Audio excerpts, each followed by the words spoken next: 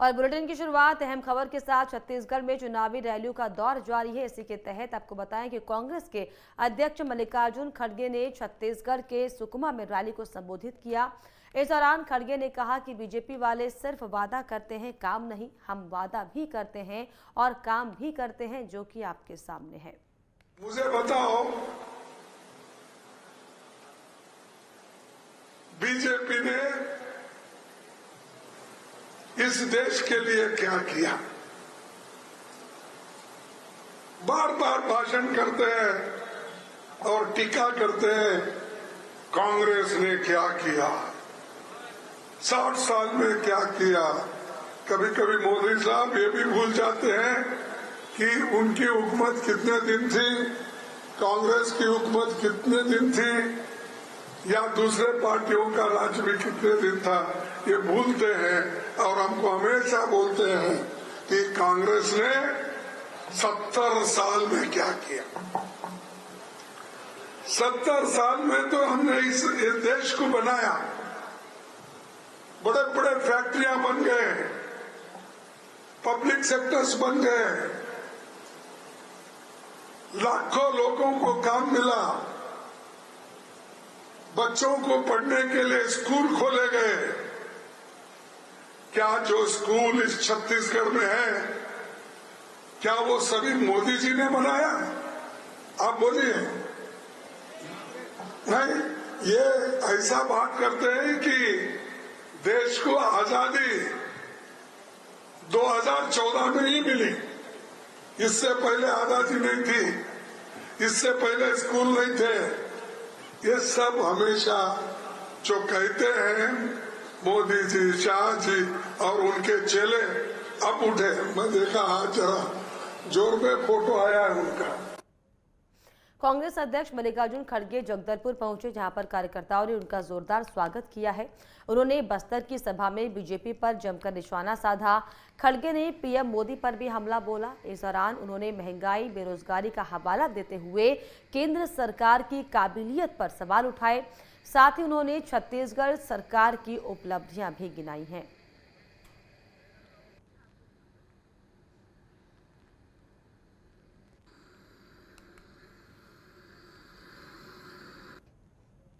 कांकेर जिला के अंतागढ़ विधानसभा से कांग्रेस ने वर्तमान विधायक अनूप नाग को टिकट काटकर रूप सिंह पोटाई को अंतागढ़ से विधानसभा से प्रत्याशी बनाया है। वहीं कांग्रेस प्रत्याशी रूप सिंह पोटाई से चुनावी मुद्दों को लेकर बात की गई। इस दौरान उन्होंने क्या कुछ कहा, सुनिए। वर्तमान अंतागढ़ विधानसभा कांग्रेस प्रत्याशी रूप सिंह पोटाई जी के साथ है, उनसे पूछेंगे क्या रहेगा उनका चुनाव मुद्दा। सबसे पहले तो आपका चैनल को बहुत बहुत धन्यवाद। सबसे पहले मुद्दा जो हमारे कांग्रेस पार्टी का, हमारे देश के नेता राहुल गांधी का और हमारे प्रदेश के नेता मुख्यमंत्री का नेतृत्व में चुनाव लड़ रहे हैं। और निश्चित ही हमारे कांग्रेस पार्टी का मुद्दा है एक एक किसान, एक एक गरीब, एक एक मजदूर का। जी बिल्कुल बता रहे। अभी वर्तमान में अनूप नाग का टिकट काट के आपको टिकट दिया गया है, पार्टी आपके ऊपर किस प्रकार की भरोसा किया है, उसके बारे में क्या कहना? निश्चित कांग्रेस पार्टी भरोसा किया है, हाईकमान भरोसा किए हैं, हाईकमान के पूरा नेता, और निश्चित ही अंतागढ़ के एक एक कांग्रेस पार्टी के कार्यकर्ता और एक एक मतदाता के भरोसा पर टिकट दिए। एक आखिरी सवाल है, आप किसको आपके विपक्ष में विरोध में आपके किसको प्रत्याशी मानते हो जो आपसे टक्कर ले सके या आपको? नहीं, कोई टक्कर की ये बात ही नहीं है, क्योंकि हमारे कांग्रेस पार्टी का जो किसान के लिए, किसान का हित के लिए जो काम किया है, हम तो समझ रहे हैं किसी का माने कोई टक्कर नहीं। हम माने क्या बोलते हैं, निर्विरोध टाइप हम यहाँ से निश्चित चुनाव जीतेंगे। कितना लगभग कितना वोटों से आप विजय प्राप्त करते हैं? नहीं, वोट का है क्या, हम तो निश्चित बोलते हैं कम से कम लगभग 30 से 35 हजार वोट से जीतेंगे। आप सुन रहे थे रूप सिंह पोटाई को, अंतागढ़ विधानसभा के कांग्रेस प्रत्याशी। मैं दीपांकर समाधान, नेटवर्क टीम।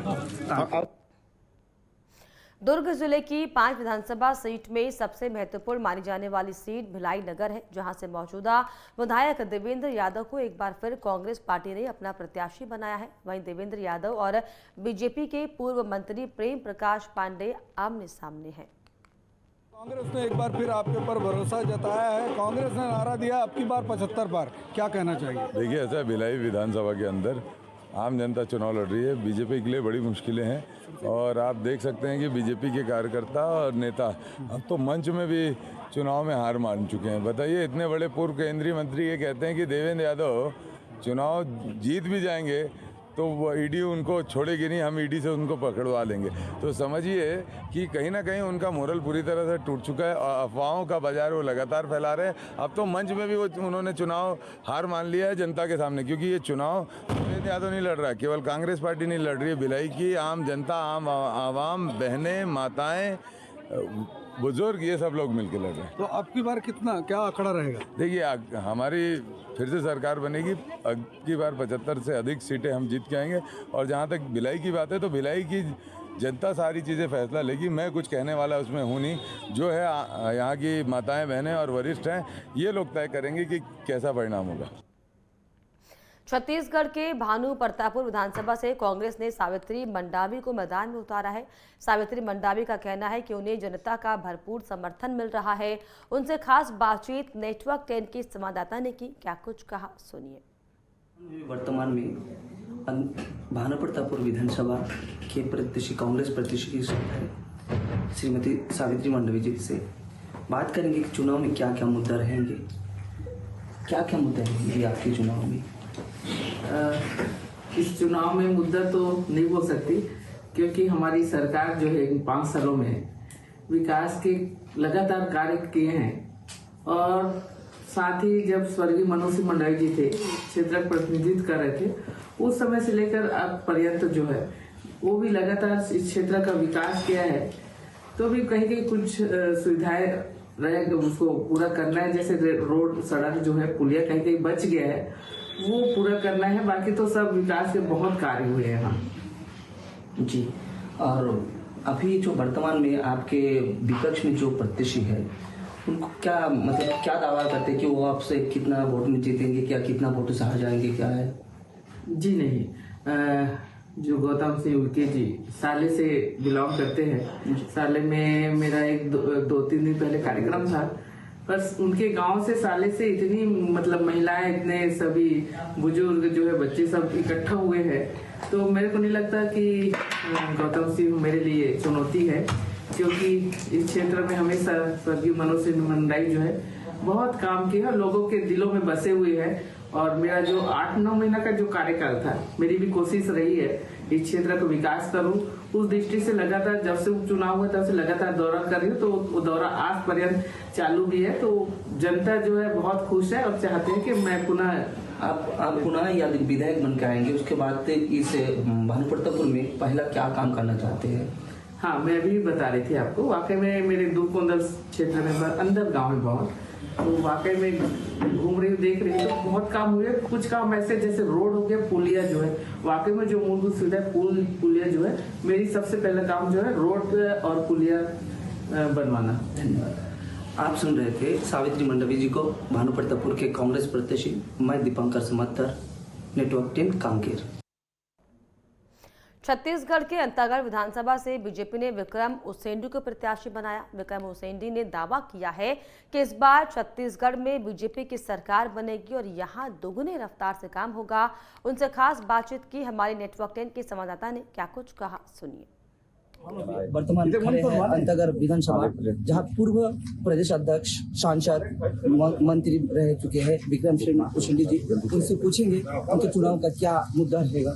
ये देखिए, इस समय प्रमुख रूप से पिछली सरकार के जो वादा खिलाफी और घोषणा पत्र में जो बहुत सारी बातें इनके द्वारा कही गई, उनका क्रियान्वयन तो हुआ नहीं। इस क्षेत्र में बड़ा मुद्दा था कर्ज माफी का। 2 लाख तक सभी अब यहाँ के बहुत सारे किसान स्टेट बैंक सहित अन्य जो नेशनलाइज बैंक से ऋण लेते हैं, तो किसी का माफ नहीं हुआ। इस मुद्दे को हम जनता के बीच बता रहे हैं। ये सरकार झूठ बोली, ठगने का काम कर, किसान बिजली बिल हाफ करने के लिए बात कही थी, बेरोजगारी भत्ता देने की बात की थी, शराबबंदी की बात की, प्रधानमंत्री आवास जो बनना था तो प्रधानमंत्री आवास तक नहीं बना पा रही है सरकार गरीबों के।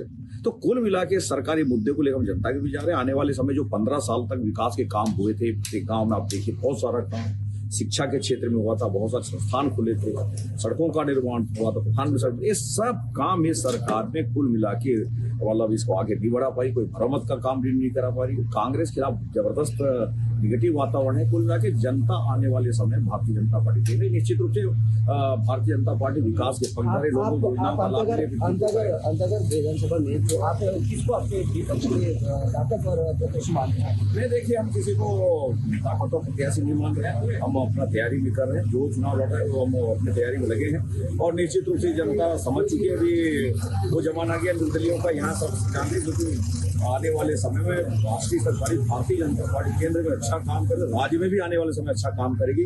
कांग्रेस को जनता देख चुकी है, इसलिए मैं स्पष्ट कहना चाहूंगा कि भारतीय जनता पार्टी को इस क्षेत्र की जनता मुझे अच्छा आशीर्वाद देगी।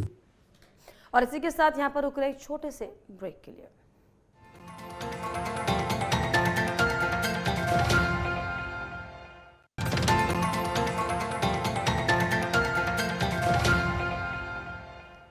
ब्रेक के बाद आपका स्वागत है। छत्तीसगढ़ की संजारी बालोद विधानसभा से बीजेपी ने राकेश यादव को उम्मीदवार बनाया है। राकेश यादव का कहना है कि जब से मुझे उम्मीदवार घोषित किया गया है तभी से कांग्रेस में खलबली मची हुई है। राकेश यादव से खास बातचीत की हमारे नेटवर्क 10 के संवाददाता ने क्या कुछ कहा, सुनिए। आप बीजेपी के प्रत्याशी हैं, किन विकास मुद्दों को लेकर आप चुनाव लड़ रहे हैं और बीजेपी किन विकास मुद्दों को लेकर ये चुनाव लड़ रही है? भारतीय जनता पार्टी के विकास के बहुत सारे मुद्दे हैं। छत्तीसगढ़ राज्य हमने बनाया, बालोद जिला का निर्माण हमने किया, 0% ब्याज पे किसानों को ऋण हमने दिया, 1 रुपए 2 रुपए किलो का चावल हमने दिया, घर घर में शौचालय हमने बनाया, घर घर में नल हमने लगाया। भारतीय जनता पार्टी में बालोद विधानसभा क्षेत्र में 0% ब्याज से लेकर जो काम मैंने गिनाया, 2018 से पहले इस विधानसभा में कहीं पर भी अवैध शराब नहीं बिकता था। आज देखिए, कोई गली नहीं बचा है, कोई चौक नहीं बचा है, कोई क्षेत्र नहीं बचा है जहां अवैध शराब सट्टे का व्यवसाय नहीं हो रहा हो। रेती का जो कालाबाजारी हो रहा है, यहाँ पर लगातार क्षेत्र के विधायक और उसके आसपास के लोग ये सारे काम को लगातार यहाँ के कांग्रेस के विधायक जी और उनके श्रीमान कर रहे हैं। मैं महिला कमांडो की बहनों की सीटी बजेगी, भारत माता की बहनें निकलेंगी, जन जागरण होगा। मैं इस विधानसभा में अवैध शराब नहीं बिकने दूंगा, ये मेरा प्रमुख विषय है। बालोद विधानसभा क्षेत्र में यदुवंशी होने के नाते, यादव कुल में पैदा होने के नाते एक भी गौ माता सड़क पर नहीं रहेगी। बढ़िया से बढ़िया गौशाला का निर्माण करके सारी गौ माता के लालन पालन के लिए हम गौशाला का निर्माण करेंगे। ये 2-3 मुद्दे हैं।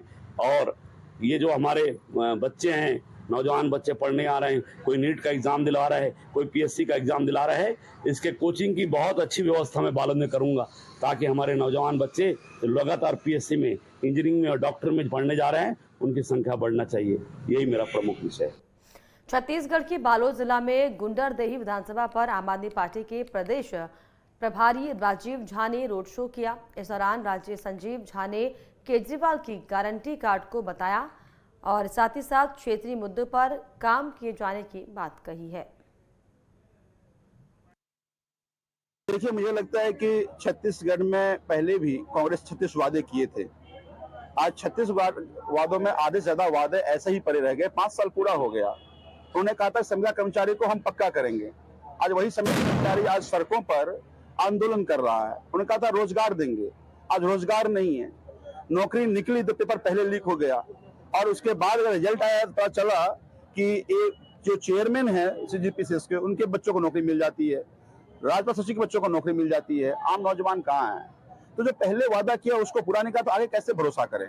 बुनियादी सुविधाएं जैसे आज देख लें आप, जितने भी स्कूल हैं पूरी बिल्डिंग जर्जर हो चुकी है। स्कूल है तो शिक्षक नहीं है, अस्पताल है तो वहाँ डॉक्टर नहीं है, दवाइयाँ नहीं है। आज आप गाँव में चले जाइए, गलियों का सीमेंटीकरण नहीं हुआ है, नालियों का गंदा पानी आज रोड में बह रहा है।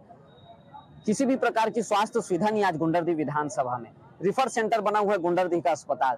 तो जितनी भी बुनियादी सुविधाएं हैं, रोजगार की समस्या है, शिक्षा की समस्या, स्वास्थ्य की समस्या, पानी, बिजली, सड़क, इस पर हम चुनाव लड़ेंगे। ग्वालियर में मध्य प्रदेश सरकार की खेल मंत्री यशोधरा राजे सिंधिया ने बीजेपी कार्यकर्ताओं के साथ बैठक की। बैठक में शिवपुरी से बीजेपी प्रत्याशी देवेंद्र जैन और शिवपुरी प्रभारी बीजेपी सांसद निशिकांत दुबे बैठक में मौजूद रहे।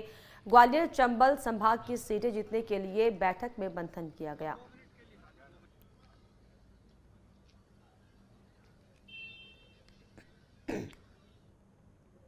छत्तीसगढ़ के दंतेवाड़ा में 7 नवंबर को विधानसभा चुनाव होने जा रहा है, जिसको लेकर कांग्रेस का शीर्ष नेतृत्व तो बड़ी ही गंभीर तैयारी में दिखाई पड़ रहा है।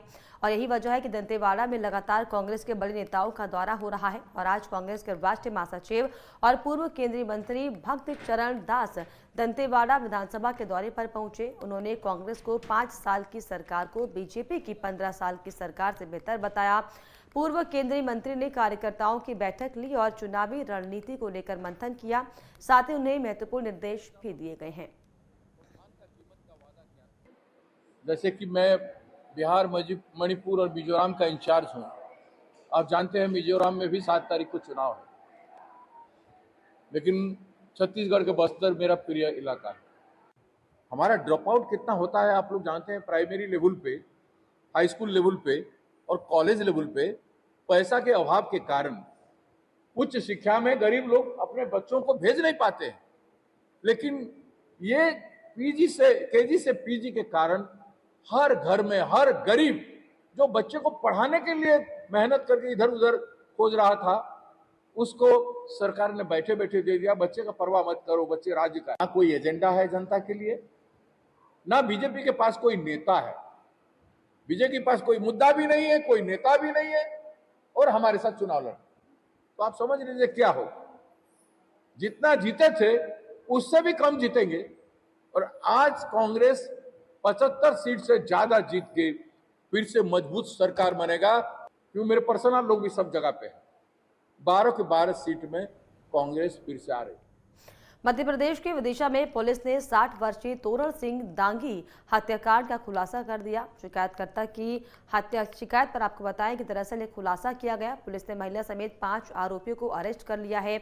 वहीं एएसपी समीर यादव ने बताया कि 28 अक्टूबर को सिविल लाइन थाना क्षेत्र के ग्राम धारू खेड़ी में खेत के नजदीक नाले में एक व्यक्ति की लाश पड़े होने की सूचना मिली थी। मृतक की पहचान करैया खेड़ा रोड निवासी 60 वर्षीय तोरण सिंह दांगी के रूप में की गई थी।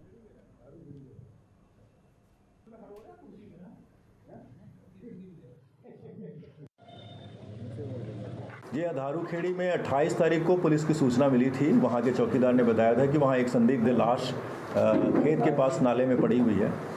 इसकी जब पहचान हुई तो वो तोरण सिंह दांगी की लाश थी। आरोपी जो रमाबाई राठौर है वो उनके साथ रहने लगी थी और इसी संपत्ति के लालच में आकर के उसने अपने सहयोगी के साथ मिल करके 25 तारीख को ही उनकी हत्या कर दी थी।